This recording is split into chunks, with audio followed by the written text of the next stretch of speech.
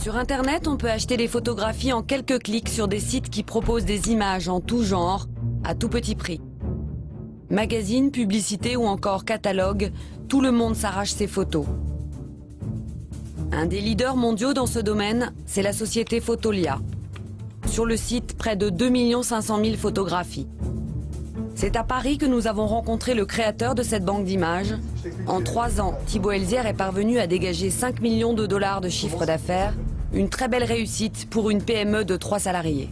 On a à investir, où il y a beaucoup de photos. J'en prends avec à son contest beaucoup de photos Fotolia. Alors Investir Magazine par exemple, des photos Fotolia, il y en a beaucoup. Il y en a vraiment à toutes les pages.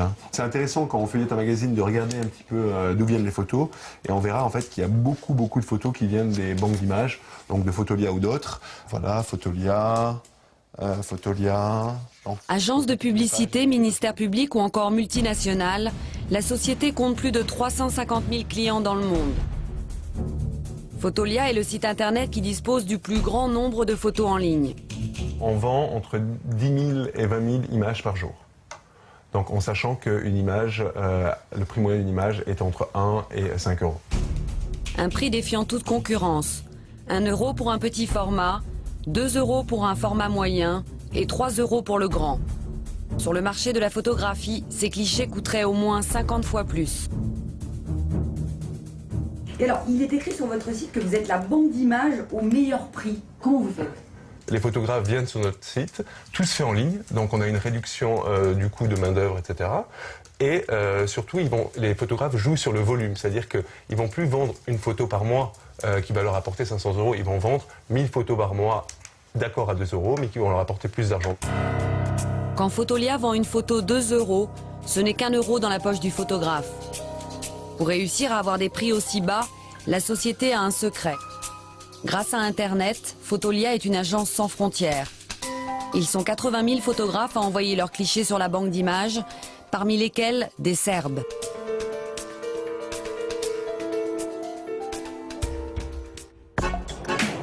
C'est en Serbie, à 2 heures de vol de Paris, que nous avons poursuivi notre enquête. Ici, le niveau de vie est très bas, mais la main-d'œuvre qualifiée et à la pointe des innovations. Dans ce pays de la débrouille, le travail sur Internet est vite perçu comme une opportunité pour gagner de l'argent. Nous nous dirigeons à Vidikovac, un quartier de Belgrade. Nous avons rendez-vous avec un couple de photographes qui vend ses clichés sur Internet. Bonsoir. Entrez, je vous en prie. Il y a 2 ans, Alexandra et Branislav Ostojic se sont improvisés photographes. Dans leur appartement, ils ont même transformé leur chambre en studio photo. Avant, Branislav était ingénieur dans le pétrole et Sashka avait une boutique de prêt-à-porter. Ils ont vu dans ce nouveau business une opportunité, un moyen de gagner plus d'argent. Aujourd'hui, c'est leur métier à plein temps. Tenez, voilà, celle-là par exemple, c'est la nôtre. C'est pour des produits de beauté. Tiens, là, c'est une de nos premières photos. Tiens, celle-là. Évidemment, le but premier, c'est de se faire de l'argent, c'est évident. D'un autre côté, ce qu'on aime, c'est que nos photos plaisent et qu'elles se vendent. Ça aussi, c'est une grande motivation. Pour gagner de l'argent, pas question de se contenter de clichés amateurs. Bien sûr qu'au départ, ce travail était destiné aux amateurs qui photographiaient leur entourage. Mais le milieu a vite changé et c'est devenu un vrai business. Des photographes ultra professionnels se sont lancés et ils ont remonté le niveau d'exigence. Pour rester dans la course, nous, on a été obligés de suivre. Pour espérer en vendre le plus grand nombre, Alexandra et Branislav ont opté pour un créneau qui marche fort sur Internet, les photos de mode et le glamour.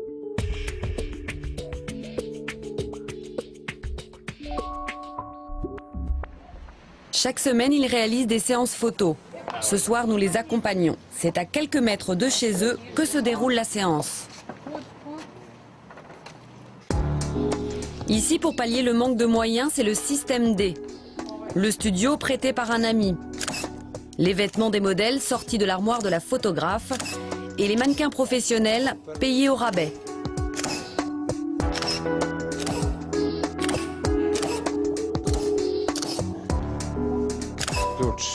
La clé pour réussir dans ce système, c'est de réaliser le plus de photos possible d'une qualité toujours très élevée.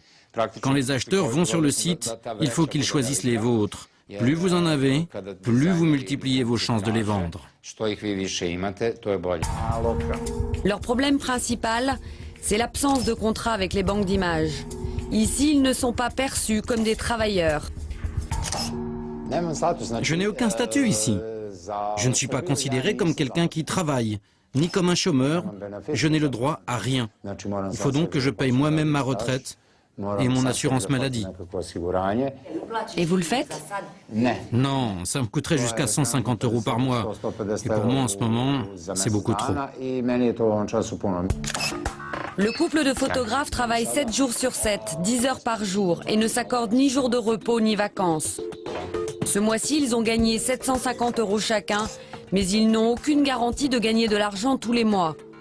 Dans ce métier, pas de sécurité financière. Pour les mannequins, c'est le même principe. Les photographies d'illustration sont très mal rémunérées. Je gagne plus en travaillant pour des catalogues parce qu'ils ont plus de budget et sont prêts à bien payer. Mais là, les photographes gagnent moins, donc moi aussi, je suis moins bien payée. Combien vous pouvez gagner avec les banques d'images? Je pense qu'une fille ne peut même pas gagner 200 € par mois. Et toi? Pareil, je pense la même chose. 10 € de l'heure, un tarif dérisoire pour des mannequins professionnels. Internet a manifestement cassé les prix du marché. La photographie vendue sur la toile à 1 € implique fatalement des salaires à la baisse. Tous doivent se plier aux règles du business. Je ne suis absolument pas en situation d'imposer mes exigences. Les banques d'images ont instauré ce business. Moi, je n'ai que mon appareil. Ici, ils n'ont pas le choix. Je suis conscient que ce travail nous est en fait destiné. Nous sommes le tiers-monde. Ici, les photographes, les mannequins, tout est moins cher. C'est comme les grandes industries qui délocalisent leurs usines dans les pays où la main-d'œuvre est moins chère. Pour la photo, c'est la même histoire.